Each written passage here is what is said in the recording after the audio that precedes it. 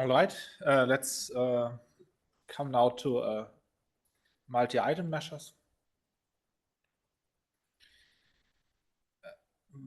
One very relevant consideration for that is the distinction between concept, constructs, indicators, and questions. That I think many people probably suggested that in a similar way. I'm just referring to one that from Janet Harkness in a book chapter from 2010.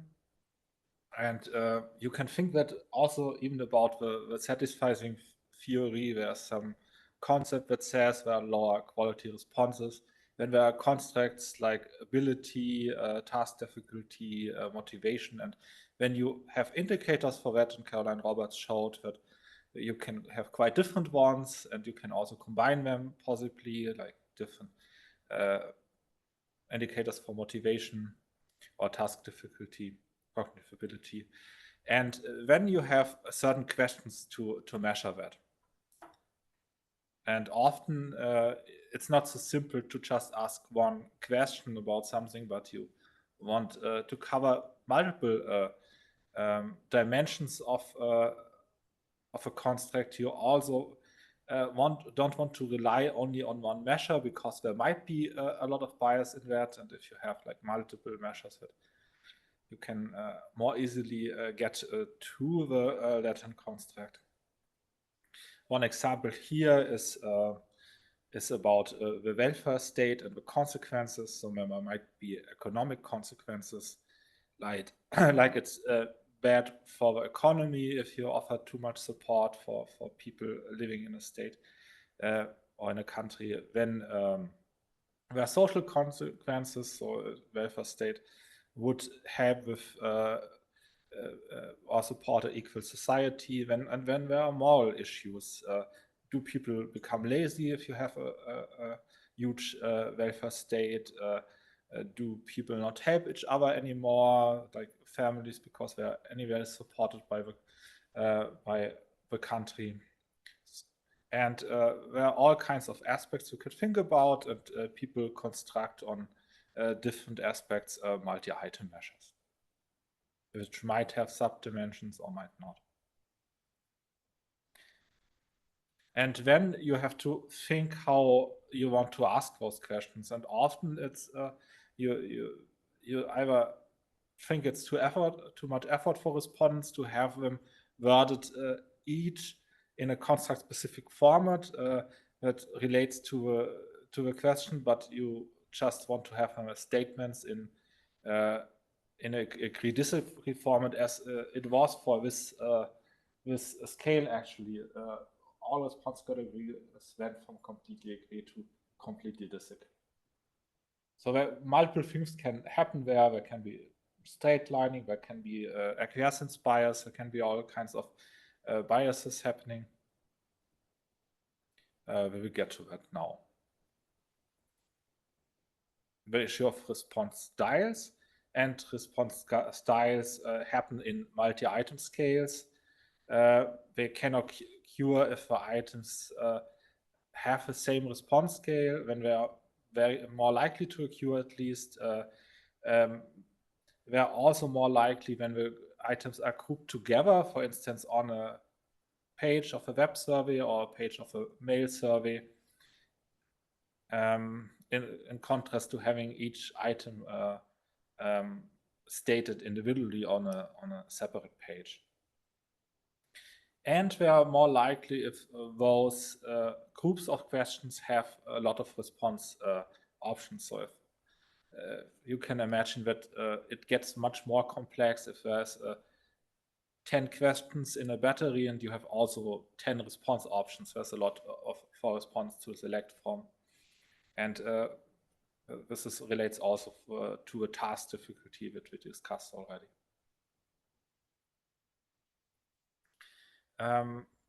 There are 8 prominent response styles. Many authors have proposed them. I just picked now one article from Berenberg and Thomas from the International Journal for Public Opinion Research, and they suggested 8 prominent response styles. One is agreement acquiescence response style, where respondents select the first or the positive response option, basically in this case the first three.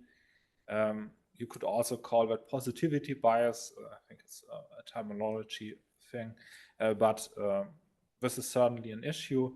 Then there is disacquiescence bias, where people tend to disagree with the statement just because of the way it's worded. And then there are middle responses. Another response style is extreme responding, where people select the endpoints of a response scale, and also mild responding. So mild responding. There's actually evidence that there are cultural differences in these response styles. So, for instance, in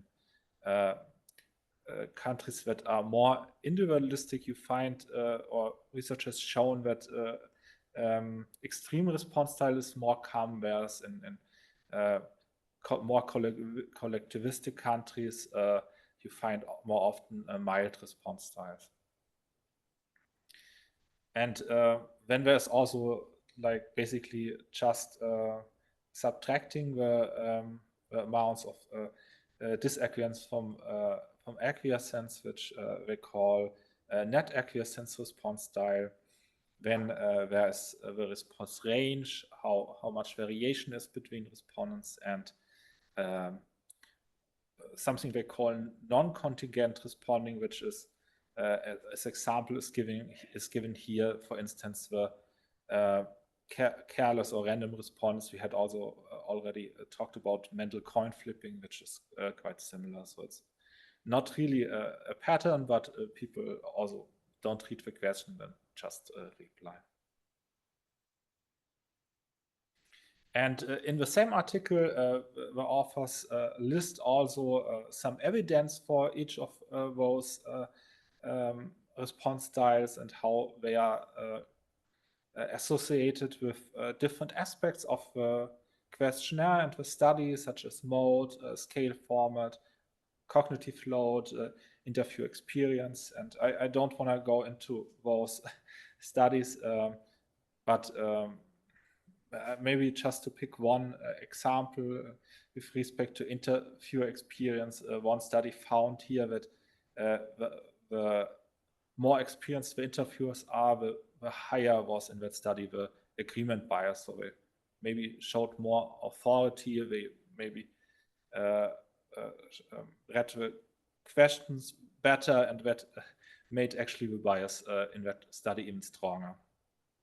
Because one function of this acquiescence bias is that you kind of believe the person who states the questions. You agree with that person. And it kind of makes sense theoretically that if an interviewer would present the question more assertively, that you might be more likely to agree with it. Now I want to go through some of those response style. I think the response style, very important one, I think, is straight lining, which is, I think, also one of the major response quality issues you have in multi-item scales. And here's a study that I conduct together with Cornelia Neuert and Jos Rossmann, where we looked into where we used eye tracking to better understand how people who straight line view the question. And we had here, this is just two examples, two responses, one that showed straight lining and where did that person look at, and another person who had more variation, and where did that person look. First of all, you can see even from a person who didn't straight line, many responses are similar. So it's likely a scale, and we will also go to that where many people might select a similar response option. That's also something to consider already in the questionnaire design. Do you want to state questions where even someone who reads the question carefully might just have valid straight lining? So straight lining might be just a person might go through each of the cognitive step of response process optimally, but still might have the same answer on multiple or all questions. Yeah. This is interesting. This gaze plot, this is like tracking eye movements. Right. But can you just walk us through, like, what is this telling us? Yeah, okay, sure. So we had several things we were interested in. Where do people look at? So if there's more bubbles, then people spend more time on those. We were also interested, how do we understand questions? Do we go through one question after another, or do we jump back and those things? And you can see that, for instance, for the left one, whereas that person looked a lot in the middle of the items. So the items below, at least the last two, seem to be not covered at all. So the person probably didn't read them at all. And also the one, at least the first one, seems to be also not so much read. So, but still, the person spent maybe even as much time on the items as the other person, but just maybe didn't like them, or it's hard to tell the reason, but it shows an interesting pattern. Whereas for the second, for the one on the I think on the right for you, I hope it's right, then you can see that how it actually should look like, that most questions are covered, the person looked at all. It also makes sense that both don't look at all response options, because you kind of know where you want to place your response. So you would only maybe, like that person considered for the second question, this person might have considered 4 different response options and ended up selecting the last one. Yeah.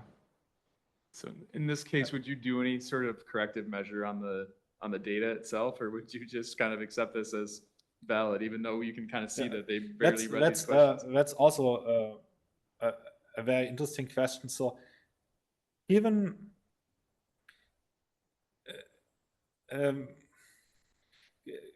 maybe we talk better about this when I introduce more things about straight lining, but I can already say something now.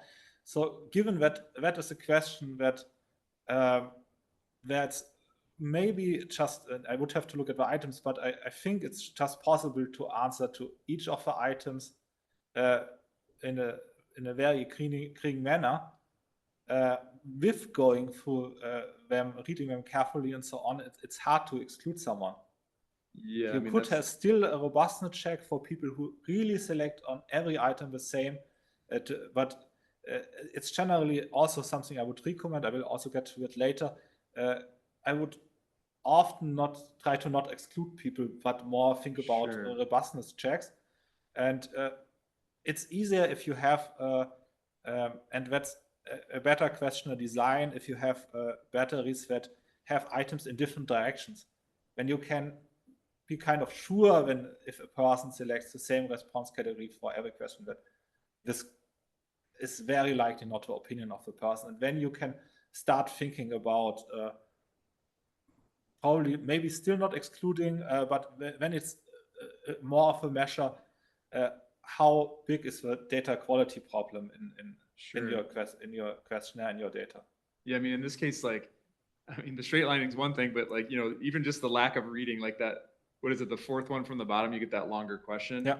I mean, there's almost no eye contact on that question at all here, really. I mean, unless I'm reading it wrong, but. Right. The interesting, what you should consider in this study, people went to the GESIS pretest laboratory and got the classes for the eye tracking and looked at that. So we probably heavily underestimate the amount of straight lining that happens, and how little some straight liners read the response options. So they were in this environment where you still see this pattern. Yeah. In reality, you see probably even worse, that people almost don't look at the items. Yeah, but it's really interesting. I mean, like, you know, just the two of them together. I mean, like, the lack of reading plus the straight lining just seems like a big, huge red flag, especially, obviously this is just an anecdotal, hand-picked example, but like, if you just compare and contrast the two panels here, one person's clearly just like really reading everything and doing it how you would, how you'd want to draw it up, and the other person just kind of like. I mean, that is an anecdotic example, but you see many straight lining cases in your data. I think in every survey they are there. Yeah. Okay. They might look a little bit different, but from what you get in the responses will look similar.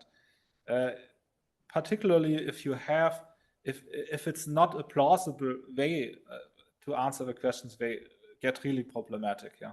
Yeah. No, I mean, in the best case, they introduce variance. In the worst case, you have bias. Yeah. Right. Yeah. Exactly. I mean, you can clearly see this, would cause, some sort of loss of data quality for sure.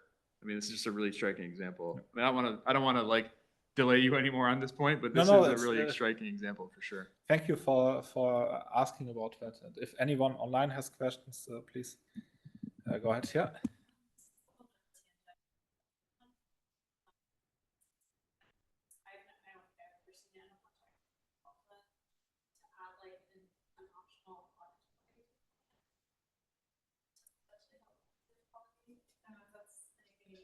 You mean that you have in an online questionnaire, you have, for instance, what people have tried, there are different ways to do that. So you can go all the way. We did that in a recent study that we have really video interviews. You have like a human interviewer that does the online interview in person. You have to schedule an appointment and everything. But when there are also something called like video enhanced web surveys, where you have little audios that are spoken by a human, that are mandatory or optional, that a response can click. Then what is also becomes more and more common, that someone reads the question for you. You can just click something and you don't have to read the question yourself, but you basically hear it and can reply. So there are developments in that direction, definitely. And what was considered like something like 10 years ago, where having avatars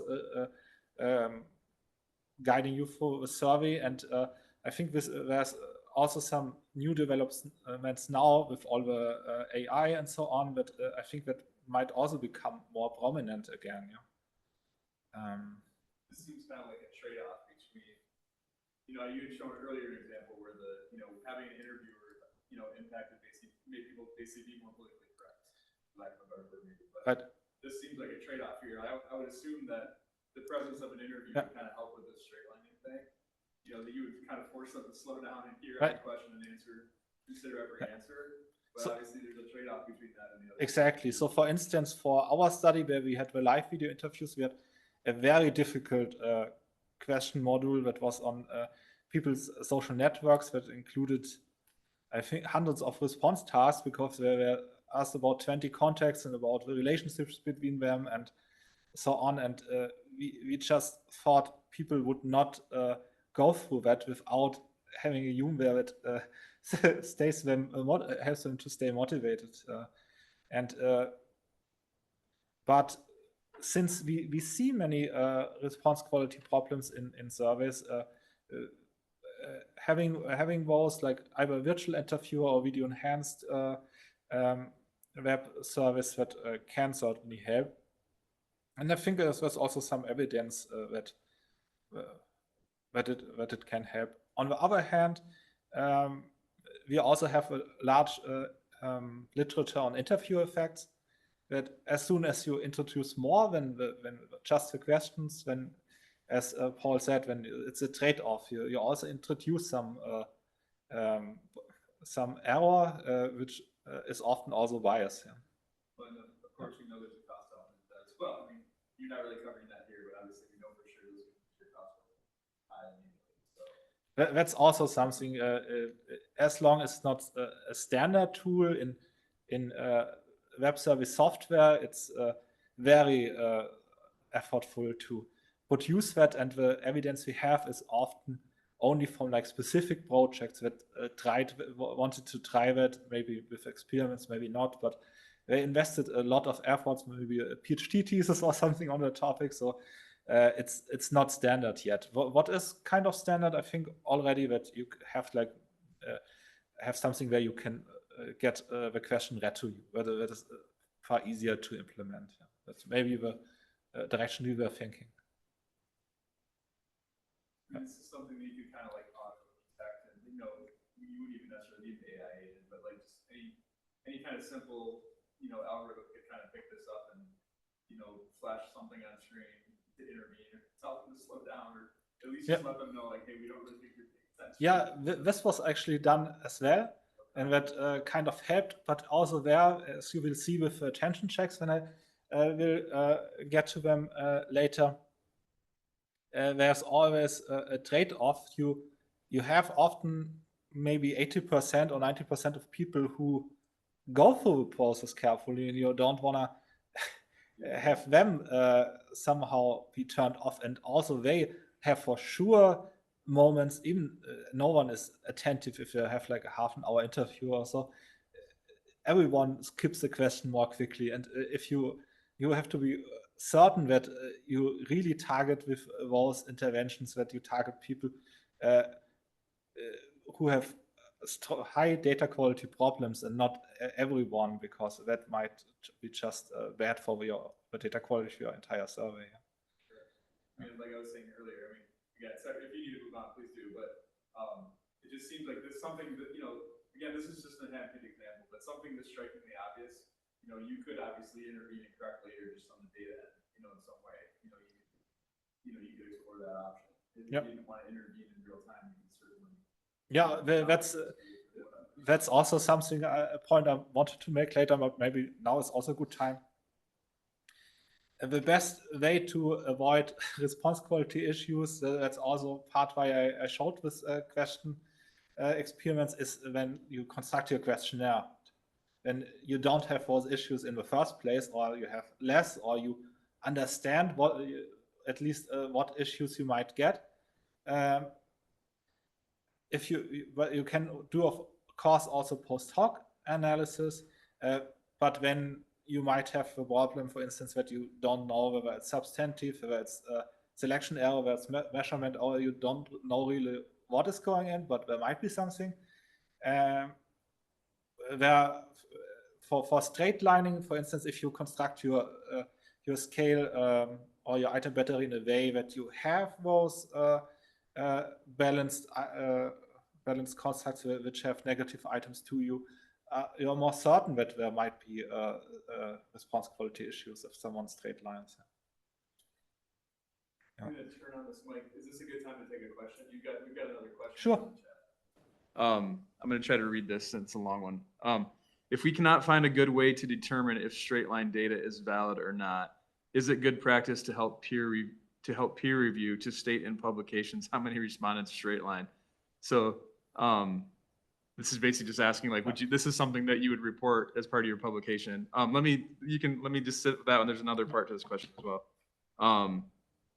Alternatively, do you feel these statistics may not always be of interest in publications? That's I wanted to say something about that in the end of the presentation, but I think I can also say it now. It's not so much standard yet, but I think it should be. There are much more standards about checking whether you have non-response bias and those things, weighting procedures in place. I think it's expected in peer review to mention that, to also compare your sample maybe to some kind of population, could be the census population or other populations. For response quality, there might be questions by reviewers if they think you might have response quality issues, but if you don't talk about it, they might also not know. But it really can also disturb your results. So I would feel more convinced if someone would say that there's no straight lining, or if there's straight lining, how you dealt with it if you conducted like robustness checks, or that's basically what I would recommend, robustness checks.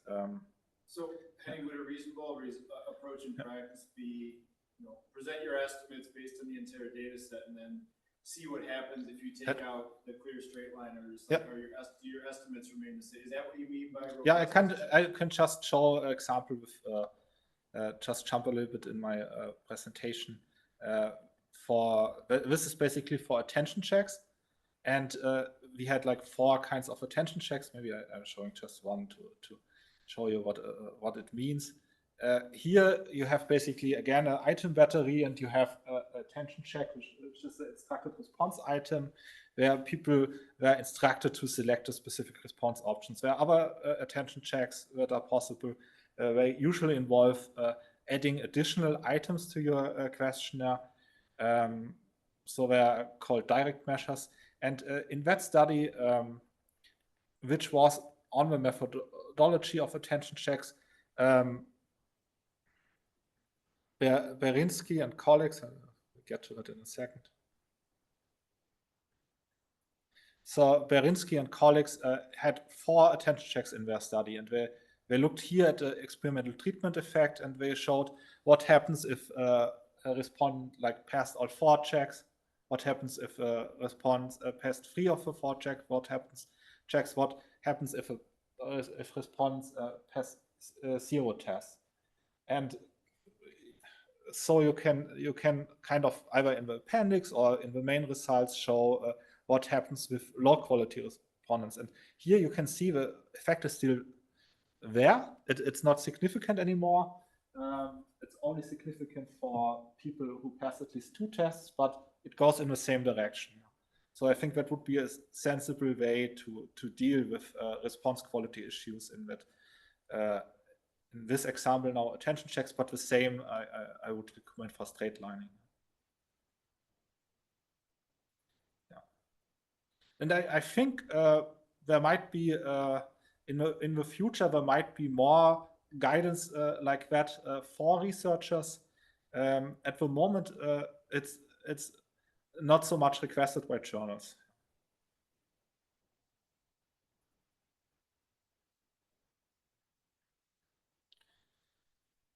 Okay, I'm just going back in the slides. Maybe I can do it quicker.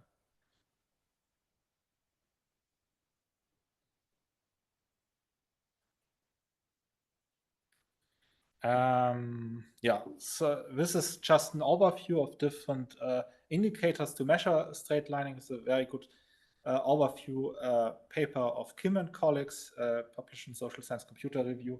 So anyone who thinks about calculating straight lining should look into that. I myself have used the first, and I think a simple count basically, and also the indicators on variance that basically consider how much variation is between the responses. If you go back here, when you would say there is quite some variation now for this response, but if there would be this 1 or 2 answers for the second response, for instance, with 1 or 2 answers that are on the left side on the scale, if it would be also on the right, then I would not have so much variation. That might be also already show a problem, at least if I would have a balanced scale. And when there's also evidence that if you don't use this item batteries but item by item formats, then you get different results. So it really affects results. You have basically also less straight lining that is shown here. Those authors were also looked into effects of using PC or mobile for their surveys. They didn't find differences, but I also think they didn't distinguish between people who so they didn't randomize whether people answered on PC or mobile. So might be also a reason why we didn't find anything. When I already talked about the difference between plausible and implausible straight lining, is also called invalid or valid by some authors. And if items are very similar or in the same direction, then it might be just plausible to straight line. And if items are more heterogeneous and in different directions, then it's very unlikely that someone would straight line. And an example I like to use is Big Five personality traits, where designed in a way that there are as many negative items as positive items, and it seems completely unrealistic. Let's say there's a 10-item measure that, and you have 5 negative, 5 positive items that someone has the same value on all, except the middle category. That's always a little bit tricky. If it gets to the middle, then you are again not sure if it's straight lining or if it's a valid response. Then there was a study by Matthias Schondau and Vera Töppel, where we looked at straight lining over time. They also made this distinction, which is very important, between plausible and implausible straight lining. They found for implausible straight lining, a bit straight lining in their sample. I think this was a Dutch panel that we looked at, and it was between 0.5 and maybe 3.4 or 4% of the people who straight lined, and in items where it was plausible, we found rates up to 50%. So that should be really not be called straight lining. It's just at least to a huge degree substantive answers. However, for those items, people might be also more likely to straight line when they straight line, because they think, oh, it's anyway the same question or similar question that I get at the same time, and so I will select the same response category. For the questions that where it's implausible to straight line, we also looked into differences over time, and we found a slight effect that it slightly increases with the experience in the panel. So this is our core models of the LIST panel on personality and politics and so on, and we found, I think we are asked once a year, and we look into 7 years here, or 6 to 7 years, and found a slight increase in straight lining. Another response strategy that is an indicator for low quality response is speeding. You need response times for that, so it's not possible for every mode to look into that, but particularly for online service, it should be very easy, because most software has it as a standard that response times on question basis, or at least questionnaire page basis, are reported. And there are different ways to operationalize that with different thresholds. The idea is that you identify those responses that answer so fast that it's basically impossible, or at least very unlikely, very, very unlikely, that people have really read the question before answering. And a threshold that was suggested by Zheng and Conrad, for instance, was 300 milliseconds per question. And there was another indicator that took in account more characteristics of the respondents, for instance, age and education. I think those authors built like 15 subgroups and had like subgroup means and how far those responses are away from the subgroups. And there's also a good overview from Höhne and Schlosser, which is more about response times and outliers, but you can also use, as you can see in the next slide, you can use those 5 methods they suggest for identifying outliers. So their interest was more substantive. They're not interested in speeding, but into true respondents, and they wanted to cut off speeding respondents, but also respondents that needed a long time to answer. And we checked 5 different methods, and you could also use both methods to identify speeders, basically in the same way. And their recommendation was based on their results that they would recommend method B and D, because they basically identify quite a few problematic respondents, but not there's not so much of a risk to group response who really read the question into the group of speeders.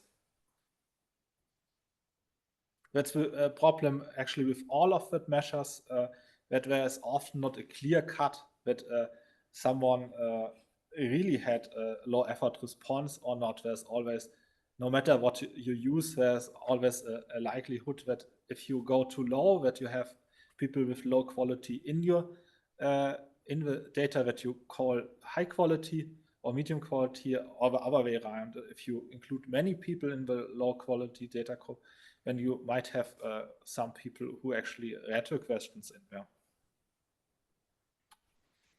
And here's just to see how big the problem of straight lining is. I want to show some results of Zhang and Conrad. And they found that the mean in 54 questions was that 15 of those questions, in 15 of those questions, people straight lined on average. So no, speeded on average. Yeah. You mean speeding or straight? No, sped on, sped on average. Yeah. So that was happening quite often. It could be that just a bad sample. It could also be that I think I'm not sure if they use different indicators, but yeah. So that was their result. And I think it's also not so uncommon that you see quite some speeding. Speeding seems to be more pronounced by young people. So for instance, people here over 65 or between 50 and 64 almost didn't show speeding in their study. And they also looked into the questionnaire, because you might think that speeding becomes more likely than in the second part of the questionnaire, but they didn't find strong evidence for that. They found just a high correlation between the first quintile, means the people who 25% who were really speeding, and they also in the first part of the questionnaire, and they also were likely to speed in the second part of the questionnaire. And the second fastest group was also likely to be the second fastest group in the second part of the questionnaire. So the time people spend on questions seems to be quite constant, at least based on that study. Then we also looked into the relationship between speeding and straight lining, and they found that that speeders were more likely to straight line. They also probably included some questions that that you would consider as valid straight lining, because the percentages of non-speeders is just so high with 27%. It seems unlikely that they really speeded. Or the other way to explain is that the measure might be very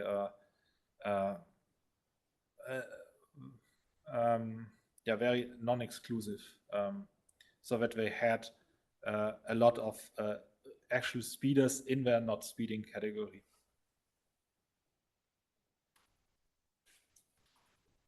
Here are some other results from Gretzky and colleagues, and they looked into more than just speeding. They also classified respondents as reading possible or reading not possible. And as you can see, first, some people gave valid answers even if reading was not possible. It was up to 13%, 13.5%. But when you look into straight lining, then if reading was not possible, you have also in this study still 33% who straight line.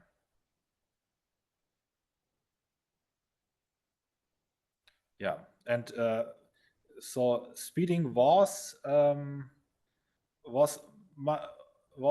very strongly related to no answer. So if you have someone not providing an answer, then it was very much a high likelihood that that person speeded. For don't know answers, it was not so highly correlated. So don't know could also have other reasons.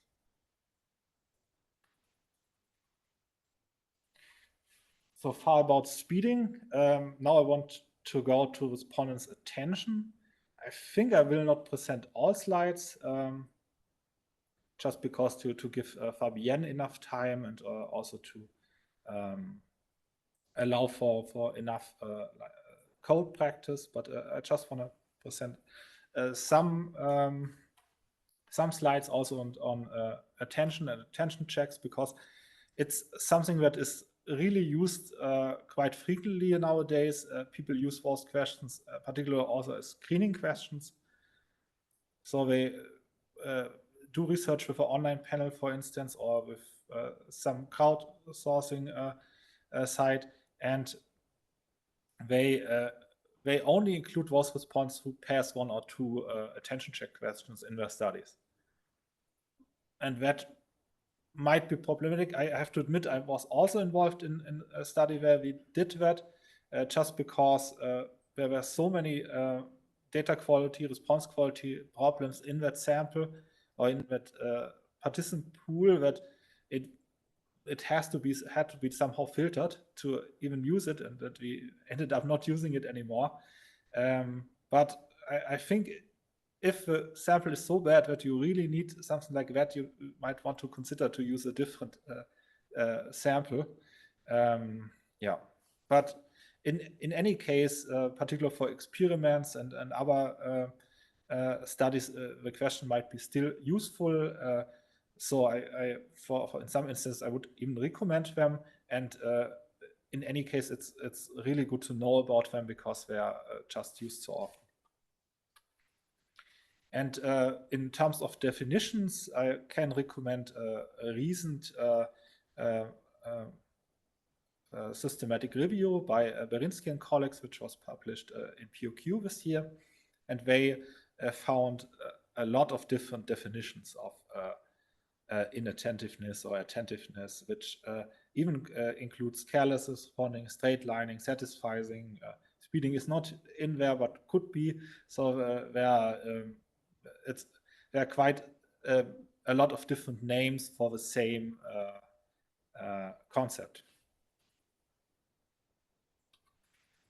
And you can distinguish for attention checks or for response quality in general, direct measures or indirect measures. Direct measures would suggest that you have to include additional questions in your questionnaires. And that could be, for instance, instructional manipulation checks, where you have like instructions, and somewhere in the instructions, I'm sure every one of you had that kind of test at some point, where there's an instruction to kind of ignore the questions but do something else. Maybe in the test, like in the third task, is where like they say, or in the first they say ignore the second and third task and jump to the fourth or something. So there are some instructions that check if people really read the instructions. Then there are some items that are called bogus items or trap questions that are kind of absurd. So if you would say water is wet or something, I think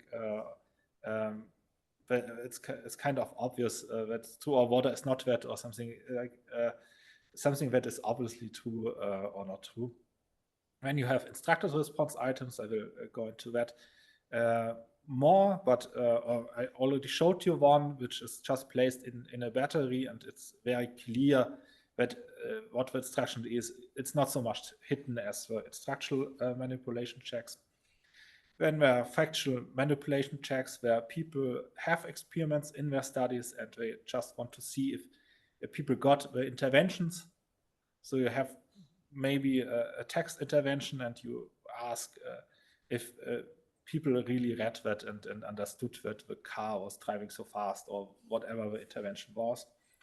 Then something very specific, mock vignette checks, which if people are concerned that if you ask about your experiment in itself, that might somehow influence the whole response task. So you have basically your check question on a experiment or on questions that you are not really interested in. You just include them to be able to ask these check questions to see if people pay attention. But then there are response consistency checks, where you have to, for instance, include the same question again in a different form later on. When there are some numerical tasks which might help you if people like round or give you exact values, and if people have common knowledge. I think an example that was given often is something like how many stars does the Olympic flag has, or something like that. No, not stars, rings the Olympic flag has. Yeah. And when there are indirect measures, such as response time measures, when there are more model-based measures, which are called person fit approaches, they compare basically one respondents to the underlying measurement model. When there are response pattern approaches, straight lining, we talked about that, and outlier approaches, for instance, building some kind of factor on multiple items and seeing if a response is an outlier compared to others. And this is a recent overview Jessica Deichler conducted, where she just selected some studies that used those attention checks and to show how prevalent non-attentiveness was in those items. And she found rates that go basically down to 0% and go up to over 90%. So I think if you would have like a mean, maybe it's like maybe at 15 or so, but it's very different depending on what population you have. That's something I can say from my own research, and that also those results show there's quite a lot of heterogeneity in the amount of people that are identified as a low quality response or as inattentive by these items. It's also, of course, not always the same test. Might be placed on a different, position in the questionnaire. So where all those kinds of things can affect, of course, also the percentage you get. I showed you that already, and here just also from this study from Jessica Deichler, she tried to use the test in a random sample, which was a mixed mode panel, male and web. And what she found was that in both modes, actually, not so many people passed it, 70%, but for a random sample, that seems still low. And for the male mode, only 50%, basically. And what she found was that was mainly due to item non-response. So people just didn't answer the questions. They don't follow the instruction. They just decided not to answer it. So in some way, it's also they saw it. They kind of showed that they pay attention, but they didn't find it necessary to show their attention by answering the question, but they showed it basically by not answering it. Yeah.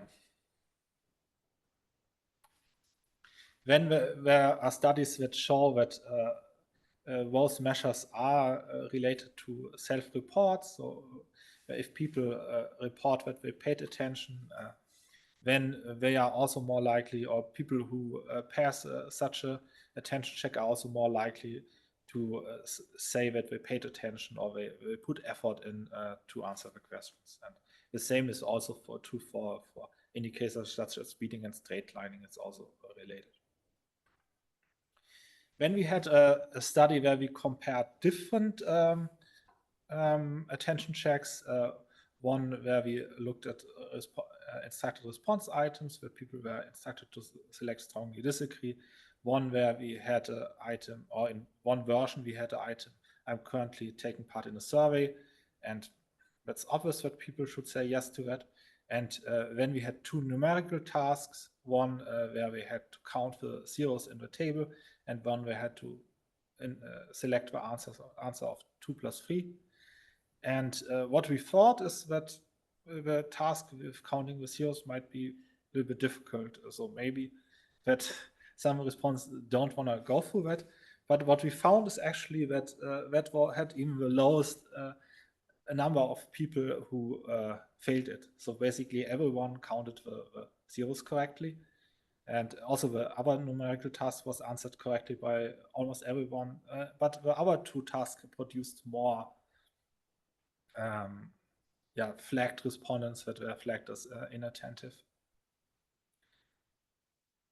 My take on that is that respondents maybe like to have some other tasks in their surveys, and they're maybe excited if they get a numerical task and also even a little bit more difficult one and just perform it, while they might not like attention checks, and maybe some of, or very likely, we had another study that looked into that, and the GESIS panel results with the online mail response suggested too, that people might actually have read the question but still don't give an answer or something, and might be flagged by that as inattentive.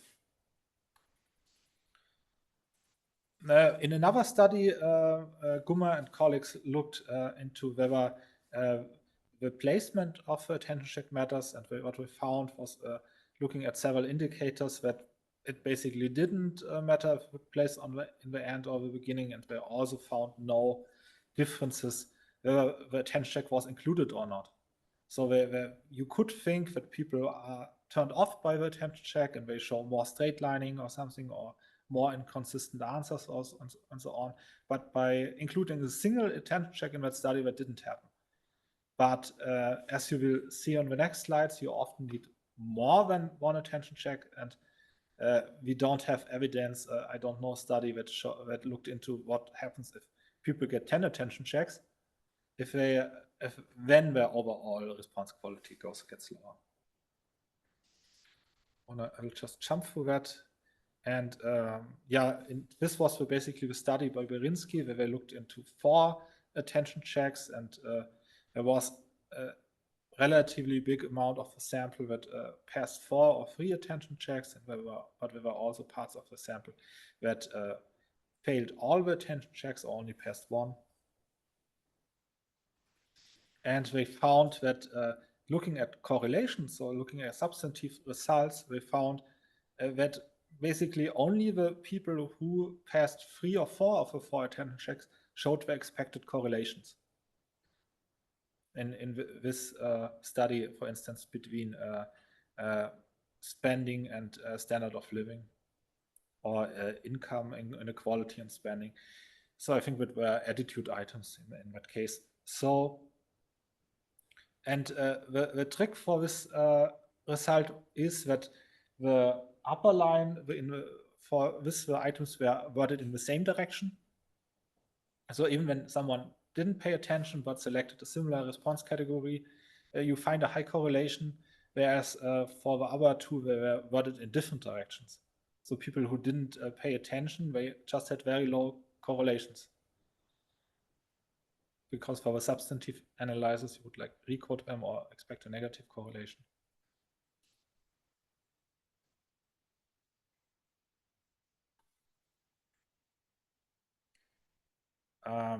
We also looked into panel studies and saw that attention check in wave 1 is correlated with attention check in wave 2, and attention check in wave 1 is even correlated with attention check in wave 7. It's not very strongly, but there is correlation. So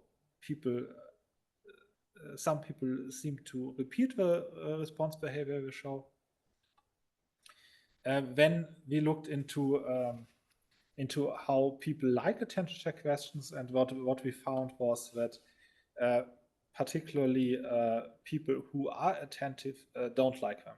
So there is a reason to be concerned to include those questions when people actually pay attention. 86% of the attentive people said they are annoyed by the requests. For the inattentive people, it's a little bit better. More people say that less people say that are annoyed. There are more people who say, if you look at the last item, I understand such requests, say that they understand it, but it's also not such a big amount. Well, you might think, and this is probably true, you don't care so much about what most people think because they didn't pay attention. So it's okay to ask them or to have some checks for them. However, you really have to be careful with one that pay attention to not turn them off.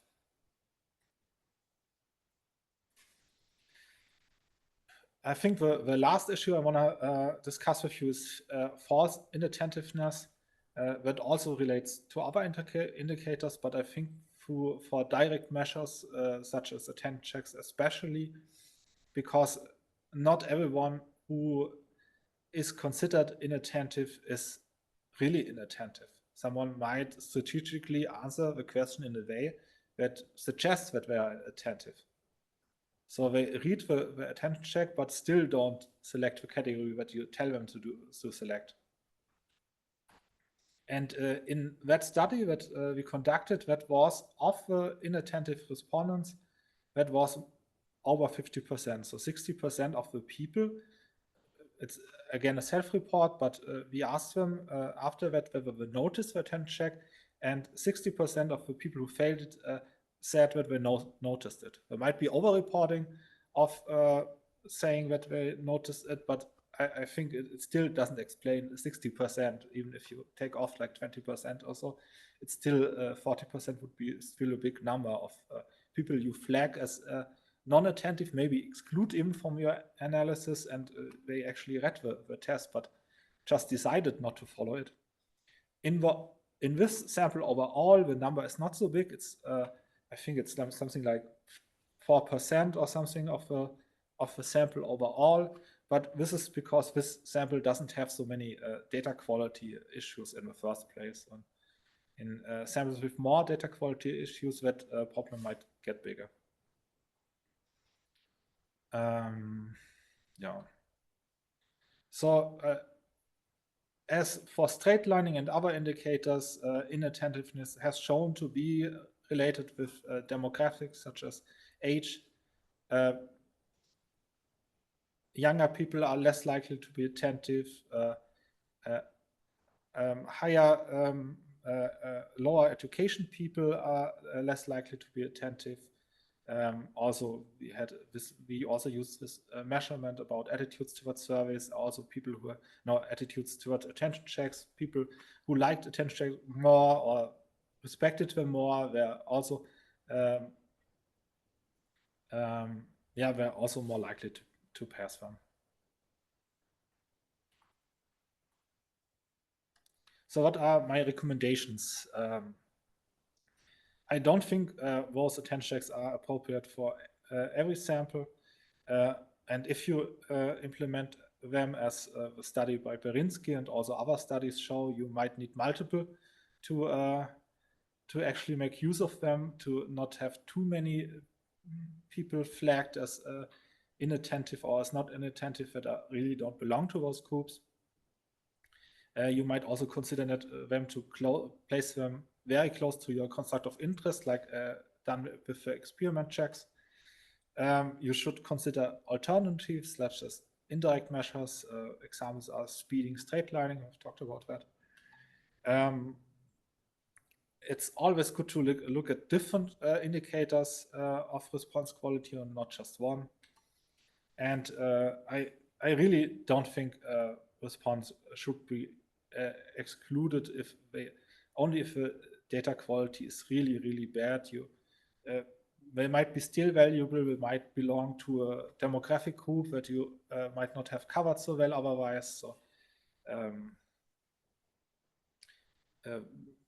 I always would recommend a robustness check. I've shown that example. Here is just a recent article that provides some overview of response quality indicators, which also includes those check item responses like pattern indices with straight line and consistency indices, outliers, pair data, including response times. I won't go into that in detail, but feel free to check it out. And I raised that question before. I think there is some need for a standardized response quality assessment. And that likely will have or I think it should have recommended indirect measures, because they can be just calculated without placing additional items in the questionnaire, and maybe optional direct measures, selected ones. Could be some attention checks, particularly if you have like experiments in there, you might want to include them, or if you expect your sample to be of low quality, or potentially to just get a better idea how big the problem is. I briefly want to mention also some recommendations beyond response quality assessment.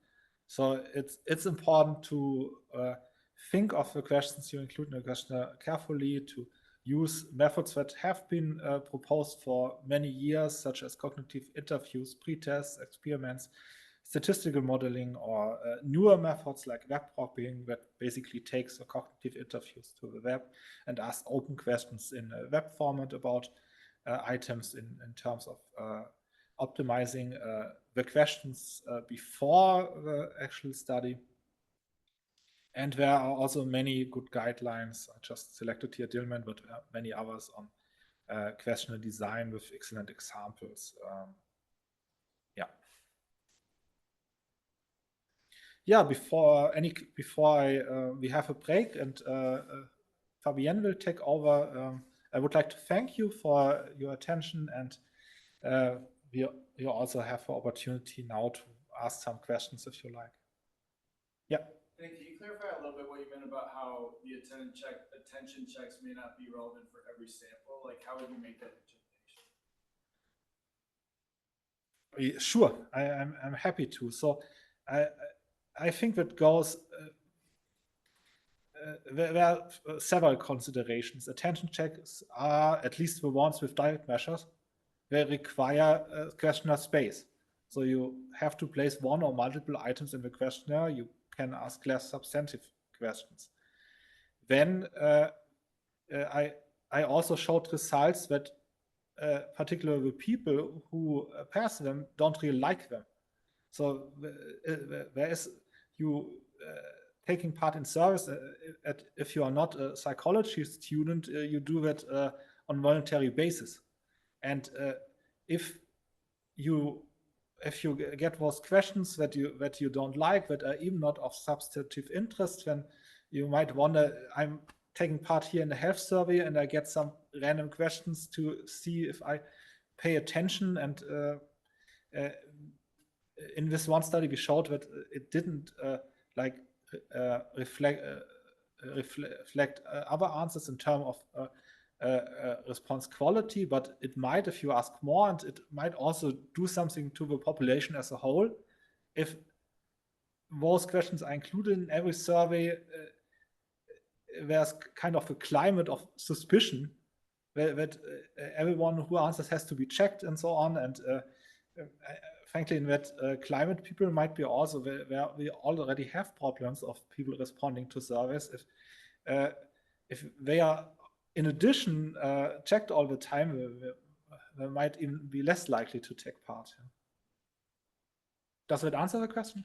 Again, it's like if you're designing a survey from scratch, which folks taking the workshop probably are, how do you make that decision? Like, you're thinking about whether to include an attention check. Like, what factors should you be thinking about as to whether or not that's a good idea when you're just literally starting with a blank page? Yeah, that's a good question. So I think it matters a lot what population you have. It was shown that, for instance, for random samples, they don't really work. I also believe they are not needed because of the motivations of those response to participate. So I would very not consider them for random sample. If you have if you do a study in an online panel, then I think it's a consideration to include maybe one or so. And then there's the question, how does your survey look like? Do you have like one experiment that is really central to your research question? And I think it's common practice to have some kind of check items after that experiment, just to get a sense. For instance, if you have null results, is it because people haven't read your experiment, or is it because the manipulation didn't have effect. So it makes a lot of sense to include at least one check after such an item or such a construct. Yeah. Other questions?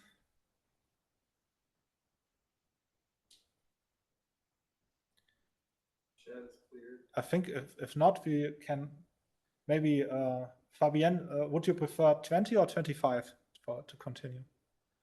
20 is fine for me, but maybe what about the attendees? Do they need 5 or 10 minutes break?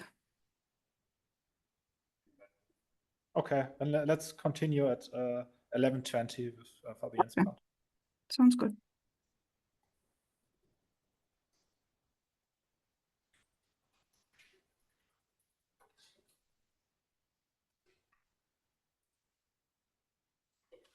Stop sharing so that she can share when she's ready.